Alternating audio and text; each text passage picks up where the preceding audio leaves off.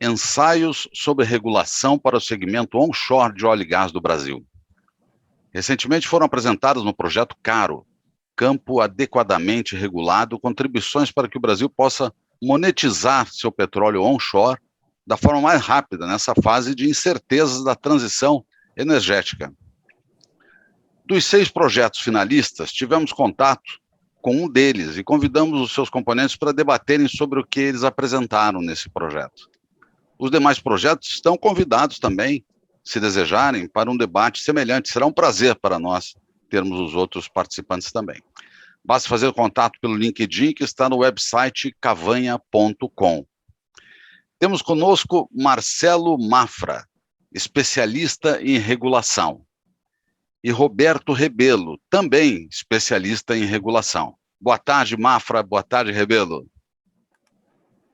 Boa tarde, Cavanha. Prazer estar aqui de novo contigo.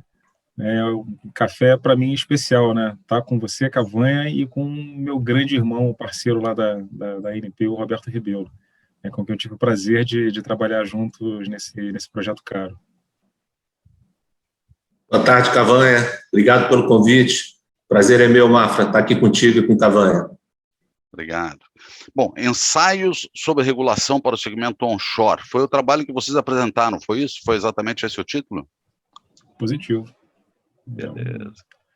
Esse foi o nosso trabalho aí. A gente iniciou no segundo semestre do ano passado, né, quando a gente aderiu ao projeto CARO. Rebelo foi um grande indutor desse processo. Não, vamos lá, vamos fazer. A gente pode buscar aí uma abordagem interessante. E aí, não sei se vai dar, muita coisa para fazer, pandemia, criança em casa.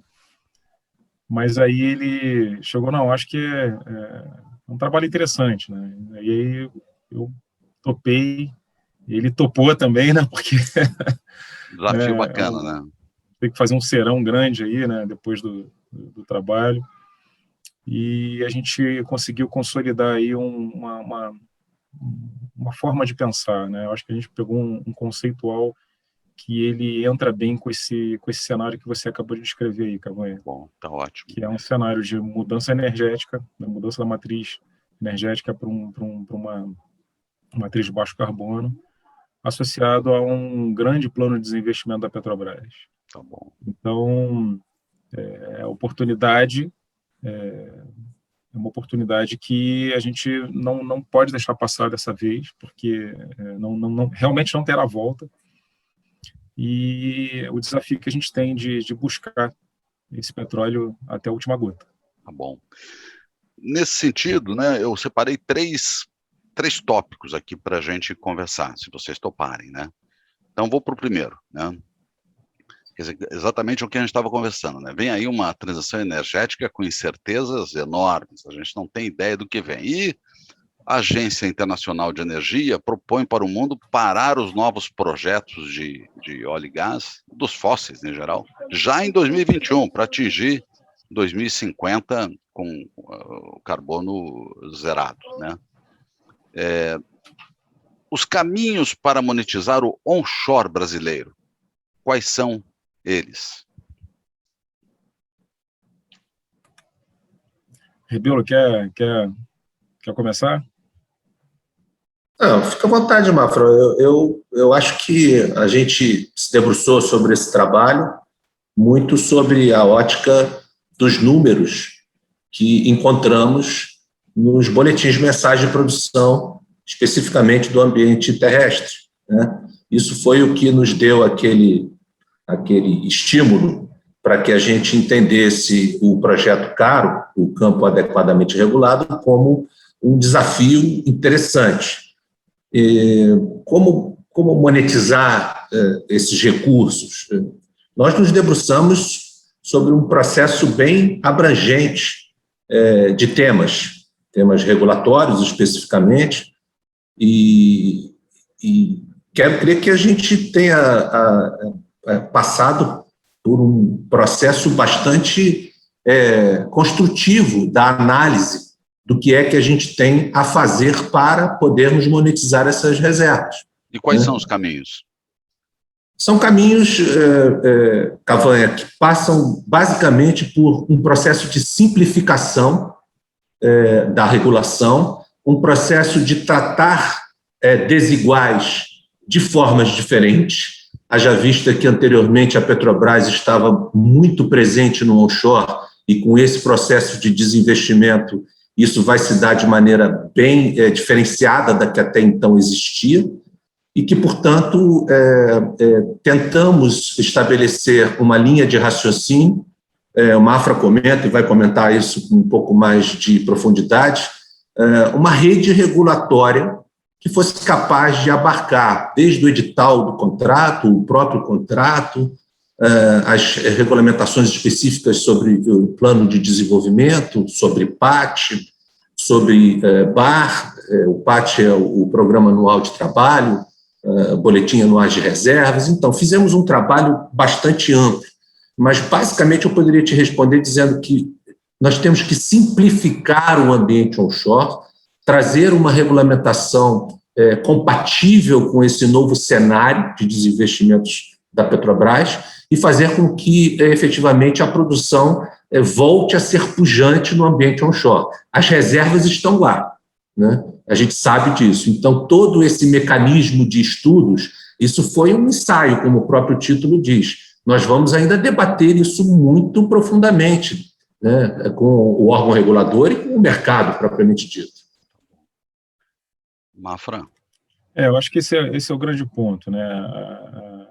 A gente tem a saída, né, da Petrobras, uma empresa, uma major, uma superestrutura, onde a gente vai ter agora, né, esse movimento, principalmente, né, se consolidando a partir de 2020, né, com a entrada de pequenas de empresas de operadores, né, de pequeno e médio porte, né, com uma outra estrutura, com outro conceito de trabalho, né, e são esses operadores que serão responsáveis pelos investimentos na revitalização desses campos, né, na retomada da produção desses campos. Então, a gente se deparou com basicamente dois grandes problemas, né, no nosso cenário de formulação desse ensaio. Então, a gente tem uma produção onshore declinante, assim, numa taxa bastante considerável, né, e um ambiente regulatório muito orientado a um mercado monopsônico, em cima de uma National Oil Company, Petrobras, né? Então, para você ter esse movimento de revitalização, de dinamização desse mercado onshore, você precisa tratar de uma maneira, como o Rebelo comentou, uma maneira sistêmica, que a gente chamou esse conceito sistêmico de rede regulatória, em que mudanças pontuais não seriam suficientes para mudar o rumo dessa história, né? Então, a gente precisaria fazer mudanças um pouco mais profundas num espectro maior, né, de regulamentos dentro dessa rede que a gente chamou rede regulatória. Agora, então, Mafra, a gente pegou começando desde do princípio, ou seja, onde que isso tudo se inicia? Né? Num edital de uma rodada de licitação, num processo de cessão de direitos, né? O que circula, quais são, né, os regulamentos que vão imputar responsabilidades para esses operadores ao longo da vida útil deles, né, na produção. Então, o trabalho de calibração e desoneração regulatória passou justamente pela avaliação desses principais regulamentos que imputam aí talvez um peso desproporcional para empresas de pequeno e médio porte que vão passar a atuar no mercado onshore. Agora, você ia comentar alguma coisa, Camila? Ia, mas você foi bem, eu acho que você complementou o raciocínio, eu que me antecipei, porque meu ponto é o seguinte, não é processo exploratório, a gente não está fazendo mais bids exploratórios no onshore, a gente está revitalizando campos que já foram descobertos, produzidos e que vão ser exauridos ainda mais do que já foram, quer dizer, tirar o suco de pedra lá que tem. Enfim, então o processo é um processo cortado, né? É da venda do campo para frente, não tem a parte exploratória, desenvolvimento tem, claro, sempre vai ter, mas Nesse sentido, e sendo pequenas empresas, muito mais locais, e que eu queria chegar? Queria chegar ao seguinte, quer dizer, é simplificar uma regulação ou é fazer uma regulação simples do zero? Porque é possível simplificar uma regulação? Eu diria que é necessário, né, Cavanha? Eu acho que o desafio do regulador é olhar para frente e antecipar, né, os movimentos que as economias, a geopolítica do petróleo trazem para a nossa bancada. Então, a formulação do regulador é essa, a gente chegar e, olha, o que precisa ser feito, né, para que a gente, num cenário de revitalização de campos maduros, né, que foram desinvestidos por uma major, né, que vão estar entrando na mão de pequenas empresas que estão com investidores associados, né? Então, a gente tem que reduzir a quantidade e ir para a qualidade. Você sai do quantitativo para ir para o qualitativo, né? A gente não vai abrir da informação necessária. A gente vai abrir mão de um conjunto, né, de formatos, né, de informação e de aplicação regulatória para um modelo mais simplificado, mais qualitativo. E aí a gente está falando o seguinte, olha, não necessariamente eu vou desregulamentar integralmente o setor, eu vou fazer uma desregulamentação assistida, ou seja, aquele regulamento que imputava, por exemplo, né, o que a gente trabalhou no nosso ensaio, né, segurança operacional. A gente tem lá regulamento para gerenciamento de integridade de postos, o SGIP, com 17 práticas de gestão. A gente entende que o regulamento ele é muito bom, ele é positivo, ele está muito associado a uma operação de grande porte, de risco, né, e de complexidade. Justamente o que a gente vê menos, né, no onshore. O onshore é uma operação mais simples, de menor porte, de menor complexidade e de menor risco. Então, você trabalhar um regime de abrangência desse regulamento, um regime diferenciado de abrangência para um operador, né, de menor porte, numa concessão de menor risco, faz todo sentido. Então, você sairia de 17 práticas de gestão para 2, 3 práticas orientadas especificamente. Olha, isso aqui não dá para abrir mão, isso aqui você tem que cumprir.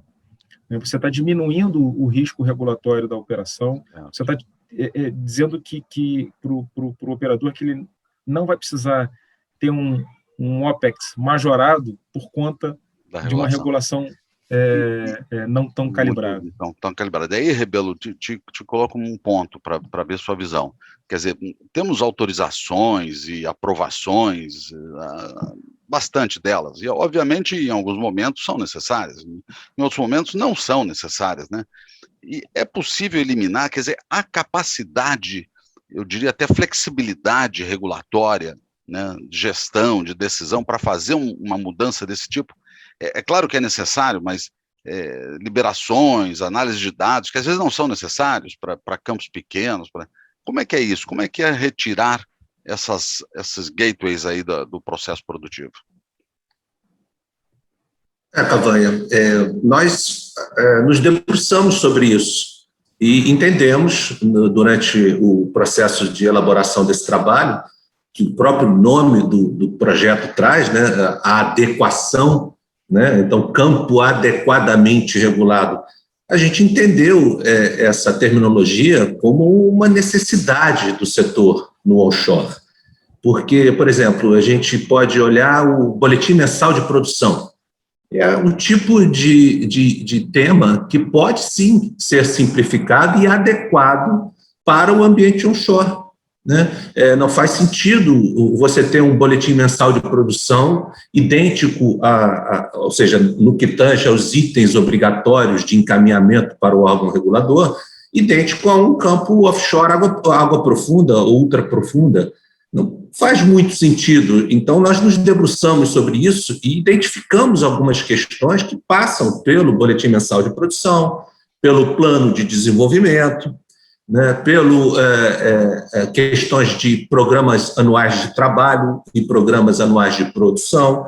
Todos esses temas que são obrigatórios e que fazem parte da regulação por si só, né, e é uma atribuição legal da agência executar esse processo de regular, fiscalizar, mas a gente entende que nessa mudança de cenário, e afeta, inclusive, condizente, inclusive, com a política energética nacional. Existem resoluções do Conselho Nacional de Política Energética que estabelecem algumas situações específicas para o pequeno e médio produtor. Então, neste sentido, nós entendemos que a política energética nacional já está apontando para uma necessária, se não obrigatória, adequação de todos esses itens que a gente abordou. Então, citando o Boletim Mensal de Produção, Plano de Desenvolvimento, programas anuais de trabalho, programas anuais de produção, todos esses itens nós abordamos e entendemos que são, sim,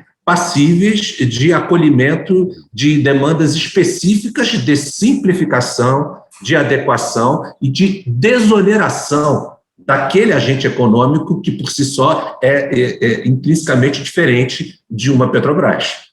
Agora, Mafra, não existe aí um espaço para uma automação severa, pesada, esses dados serem coletados dos processos produtivos e irem diretamente para um banco de dados gerado pela agência, quer dizer, estruturado pela agência? Enfim, tem um espaço de automação violentíssimo aí, não tem? Sem dúvida. Eu acho que sempre pode melhorar. Hoje em dia, a acessibilidade, a facilidade de você transitar dados aumentou muito, você consegue transitar dados mais pesados, né, de uma maneira bastante rápida, bastante simplificada e sobretudo, segura, né? A capacidade da agência de tratar esses dados, ela está cada vez mais aprimorada. Só você ir no site da ANP e você vai ver uma série de painéis dinâmicos, né, que com tecnologias de business intelligence começa a consolidar esses dados, transformar esses dados em informações úteis para o cidadão, né, e para quem quer ter esses dados e estudá-los. Agora, o Rebelo colocou um ponto importantíssimo, que é a política energética de exploração e produção, né, emanada pelo Conselho Nacional de Política Energética. Ela destaca claramente essa ação em cima da produção terrestre, né? Ou seja, o objetivo de retomar essa produção declinante, né, numa taxa de declínio acentuada. Então, olha, o interesse da política é revitalizar esses campos, dinamizar esse mercado, né? Então, dentro do nosso trabalho, principalmente destacando aí o plano de desenvolvimento que o Rebelo comentou, a gente trouxe o conceito de pequeno e grande produtor, né, campo de pequena e grande produção marítimo e terrestre. Hoje a regulamentação ela não tem esse dispositivo. Ela diz o que é um campo de grande produção e de pequena produção, e acabou. Então você tem Tupi com 1,1 milhão de barris de óleo equivalente dia, um campo de grande produção.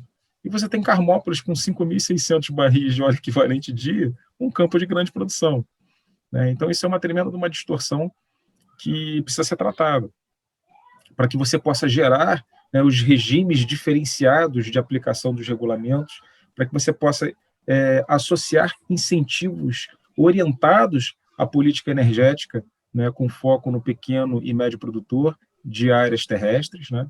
Então, a gente trabalhou nesse tópico do PD justamente a diferenciação do campo de grande produção marítima, o campo de grande produção terrestre, o campo de pequena produção marítima e o campo de pequena produção terrestre. Dentro do conceito de campo de pequena produção terrestre, incluindo acumulações marginais, a gente promoveu uma simplificação expressiva dos requisitos do plano de desenvolvimento, né? De modo a transformar ele num documento mais enxuto, mais objetivo, mais fácil, fácil não é uma palavra boa, mas menos complexo de ser elaborado, portanto, mais rápido, né? A gente, inclusive, propôs no nosso ensaio para esse plano de produção, para esse plano de desenvolvimento, um prazo de elaboração de 90 dias, e a ANP também 90 dias para aprová-lo, cai de 180 para 90 dias, tá? Para que a gente possa dinamizar, agilizar esse processo de aprovação do plano de desenvolvimento, que é o documento principal para ele começar a atividade. Com isso, a gente antecipa as atividades. Isso é importantíssimo para um campo, né, de menor porte, para uma empresa que está captando recursos de maneira...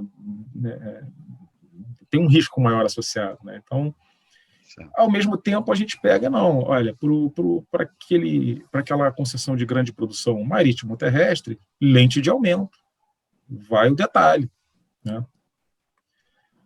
Também ali na resolução de royalties, na 749, a gente lançou um conceito novo ali, né? A resolução de redução da alíquota de royalties, ela se aplica à produção incremental, ou seja, aquilo que o campo produz a mais em relação àquela curva de produção prevista lá no plano de desenvolvimento que foi aprovado. Ou seja, no processo de revitalização desse campo, se você investir, e esse investimento te trouxer 2, 3 vezes mais aquela produção prevista, em cima desse incremental você tem a alíquota reduzida, né? Abaixo da previsão, a alíquota cheia. Mas isso só vai acontecer lá na frente, Cavanha, lá quando o campo for maduro, com 25 anos de produção ou atingiu 70% Mas esses campos todos já atingiram esse pico de produção? Já. Eles estão recomeçando um novo tempo, né? Isso. A gente entende que isso é positivo, isso a gente não entrou no mérito, né? Olha, a resolução ela foi muito hábil em prever esse tipo de benefício, esse tipo de incentivo nessa situação. O que a gente propôs no nosso ensaio foi o seguinte, olha só, no processo de oferta permanente estão sendo postos em licitação uma quantidade grande de áreas em bacias maduras, com alíquota de royalties majorada. Poderia ter sido no limite da lei já, nos 5%, mas já que foi licitado numa alíquota de 7,5%, a gente criou um conceito de uso racional do gás natural associado.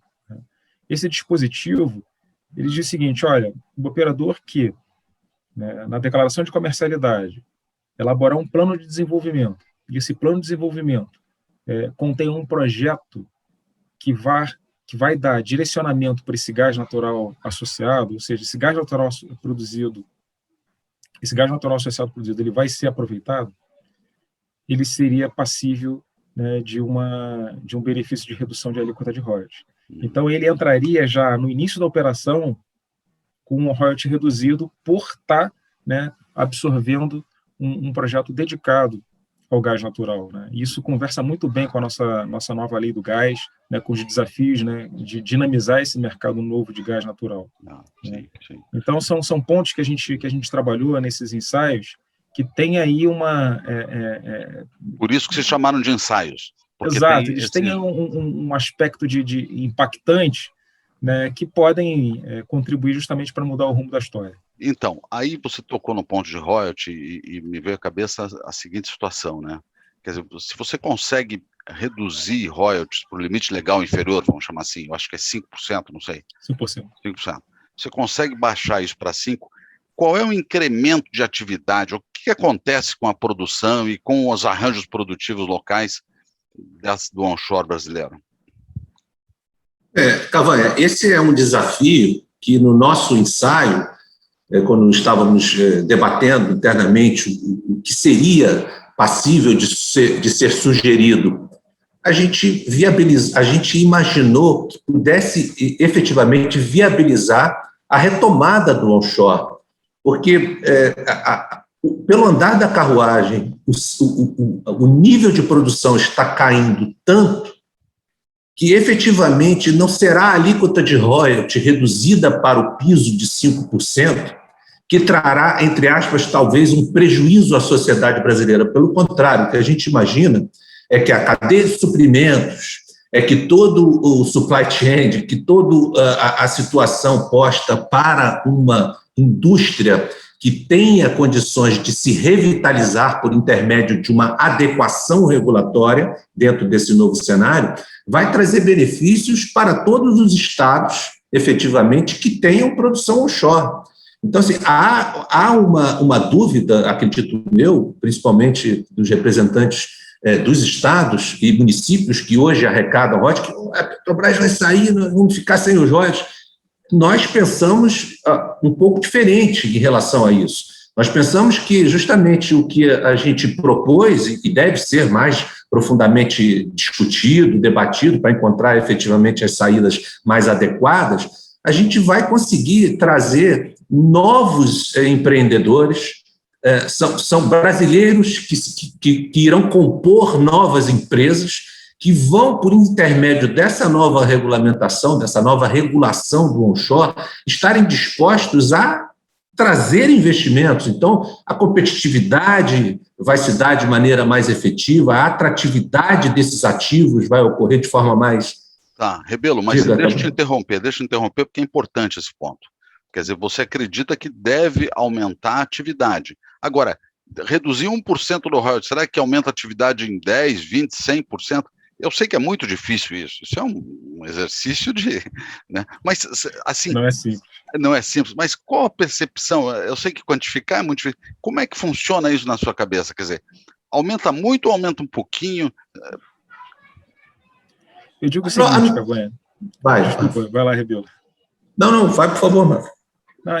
Eu vou fazer um paralelo aqui com aquele conceito de cluster que foi formado, né, com muito sucesso, né, pelos asiáticos na construção naval, né, em que eles entenderam o seguinte: olha só, se eu diminuir o meu custo de produção trabalhista,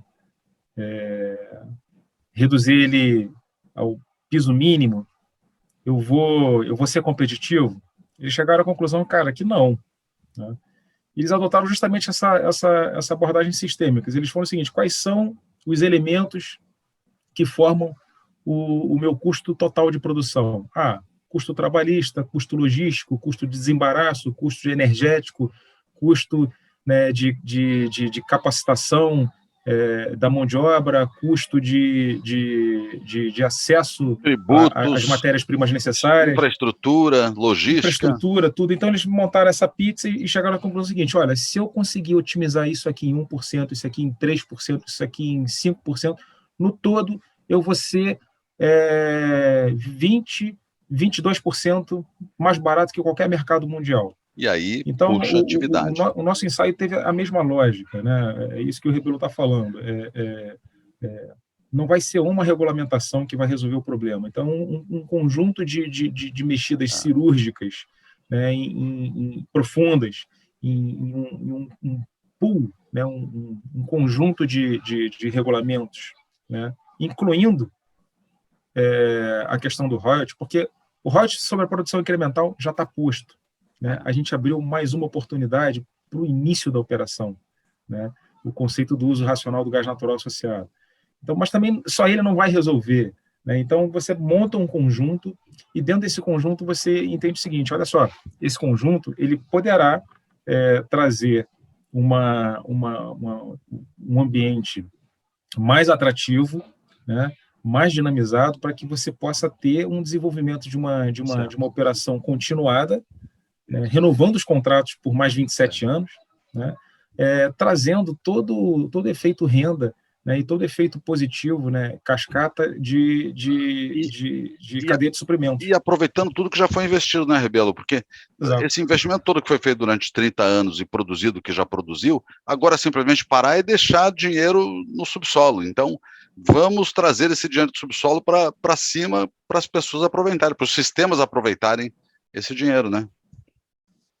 E efetivamente nós temos a Agência Nacional do Petróleo tem um papel, né, de fazer exatamente o uso racional desses recursos.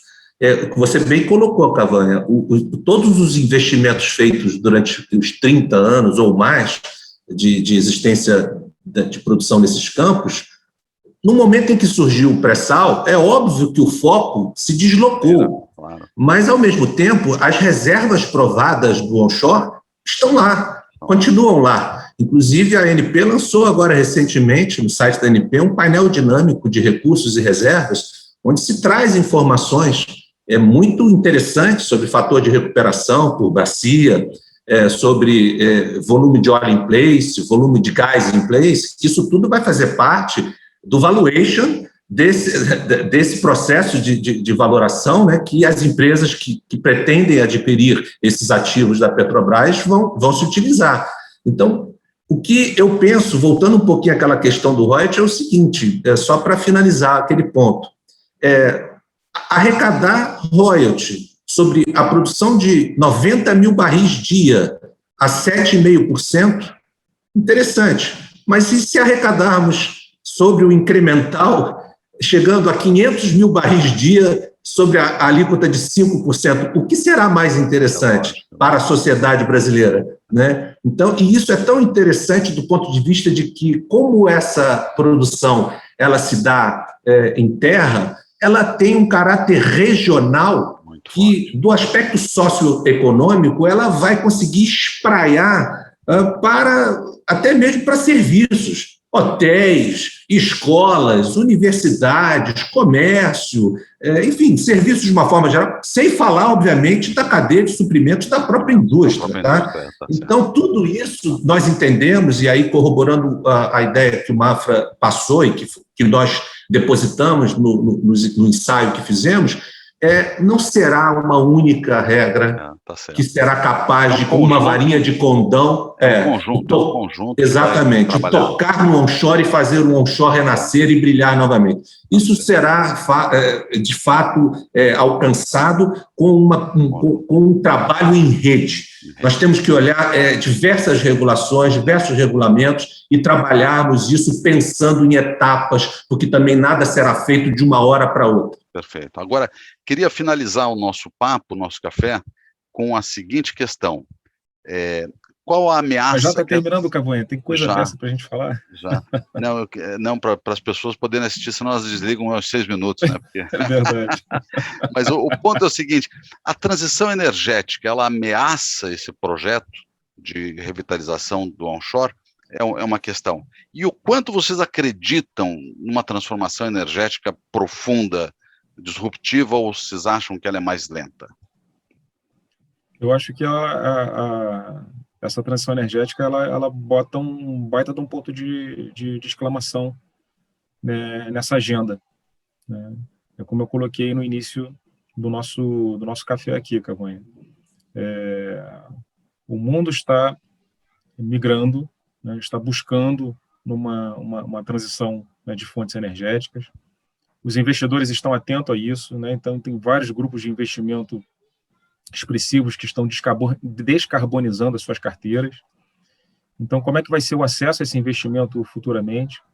Então, tudo isso quer dizer o seguinte, olha só, a gente tem um momento que a gente precisa tomar uma decisão muito rápido. Eu sei que o Brasil não é o melhor exemplo de tomada de decisão rápida e de maneira bastante pragmática implementar o diagnóstico feito, né? Somos bons de diagnóstico, mas a gente peca um pouquinho na implementação. Mas o momento é esse, olha só, a gente tem um onshore, como o Rebelo comentou, com reservas provadas, expressivas, com uma infraestrutura montada, né? Que a gente precisa tomar uma decisão se a gente vai e qual é a aposta? Retomar essa atividade. Tá, mas qual é a aposta? Que a gente tem um incremento exponencial. Tá certo, mas qual é a aposta? Então, a nossa aposta é o seguinte, a nossa aposta a gente precisa aí, ao longo, para mim, 2021 já acabou, né? Então a gente precisa realmente trabalhar forte no ano de 2022, no máximo 2023, para que a gente possa ter aí um cenário bastante atrativo de retomada dessas áreas, retomada do investimento nessas construções terrestres, né, para que a gente possa, ao longo de 2020, segundo semestre de 2022 e 2023, começar a mudar o perfil daquela curva de produção, ou seja, ter incremento efetivo da produção. Por outro lado, a gente percebe que foi feito um investimento grande, né, das majors em áreas, por exemplo, do pré-sal, né? São contratos de 35 anos. A gente tem aí uma série de encomendas de FPSOs, 10, 12, né, ou mais, né, que vão entrar aí e vão operar por mais 20 anos. Então, o petróleo ainda vai estar na base durante muito tempo. Eu acredito que a gente ainda vai conviver bastante com ele, né? nesses próximos 20, 30 anos. Mas a gente nunca pode duvidar da capacidade tecnológica, né, das nossas mentes brilhantes. Né? Então, eu acredito que as próximas 2 décadas deve vir um movimento forte disruptivo. Não sei se vai ser a matriz elétrica, se vai ser o hidrogênio ou se vai ser qualquer outra coisa associada. Né? Mas eu acho que a gente vai ter aí realmente nos próximos 10, 20 anos aí uma mudança muito interessante, muito expressiva, que nós iremos vivenciar, se Deus quiser. Né? Rebelo, e você, o que você vê? Eu penso que a política energética nacional já apontou, já tem uma diretriz, ela está posta. Eu acho que, rapidamente, se nós tivermos que fazer alguma coisa, nós temos que fazer agora, em 2021, parte dela, já apontando. Tem uma agenda regulatória posta, que precisa ser colocada em vigência, vamos dizer assim. Mas, fundamentalmente, o que eu acredito é que nós não podemos perder essa oportunidade. E o onshore, posso citar aqui, o onshore, a gente fez um projeto caro para o onshore, mas já tem um projeto chamado Promar. O que eu estou querendo comentar aqui agora, só para finalizar, é o seguinte: eu acho que tem camadas, tem estruturas que estão sendo segmentadas.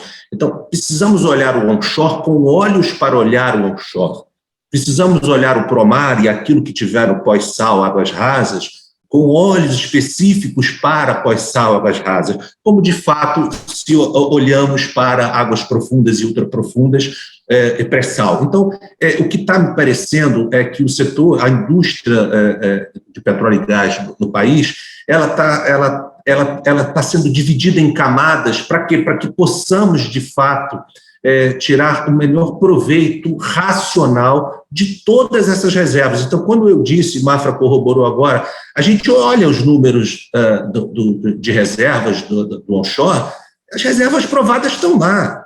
Esses investidores que estão entrando sabem disso, né? A infraestrutura está montada. Nós temos que fazer uma adequação dessa regulação sob a ótica de que, se nós não fizermos, esse trem vai passar e esse óleo vai ficar embaixo da terra. A gente não vai conseguir fazer a exploração racional desses recursos. Então, ou é agora, ou não será em nenhum momento adiante. Então, temos que fazer alguma coisa. E o Promar é um exemplo disso, que eu acho que é um segundo estágio, obviamente olhando para uma outra camada geológica, em mar, águas rasas, mas que tem dezenas de outras empresas interessadas também nesses ativos. Então, hoje, olhando o onshore, vamos focar nisso, porque, de fato, a gente tem condição de trazer benefícios para toda a sociedade brasileira. Tá bom, obrigado. Agora convenceu o Rebelo para a gente fazer ensaios para o Promar. Para águas rasas, né? Estou dentro. Na verdade, a palavra-chave, né? Simplificar para crescer. É verdade. Exato. Mas tem uma diferença entre simplificar e nascer simples, né? Eu só queria reforçar isso, porque Sim. Eu acho que simplificar é bem difícil, porque você retira a percepção de controle e tal. Nascer simples é pegar e desenhar alguma coisa do começo já só com aquilo que é essencial e necessário. Eu concordo com você, porque a agenda regulatória ela é viva, né? A agenda regulatória é viva, ou seja, vem novos regulamentos. Esses novos regulamentos precisam nascer, né, com esse modelo esse conceitual bem sedimentado, ou seja, nascer simples, nascer claro, nascer objetivo. Direto e só o necessário. Direto, porque depois tudo fica mais bem orientado. É verdade. Para aqueles que já foram publicados, estão vigentes, o exercício é mais complexo. É verdade. Né? E aí exige uma abordagem, um olhar um pouco mais diferenciado. Mas fato é, a gente não pode fugir desse caminho. Não pode. A bola está aí para ser chutada. Exato. Tá bom, o cenário está bem posto, com muitos números e muita informação. Tá certo, muito obrigado. Eu queria agradecer Marcelo Mafra, especialista em regulação, e Roberto Rebelo, também especialista em regulação. E, novamente, falar para os demais projetos, né, que fiquem à vontade, será um prazer se quiserem também fazer um debate no café, será uma honra para mim aqui também. Muito obrigado, Mafra, obrigado, Rebelo. Muito obrigado, Cavanha. Obrigado, Cavanha, abraço, Rebelo. Abraço a todos. Tchau, obrigado, Mafra, tchau. Obrigado, tchau. Muito obrigado.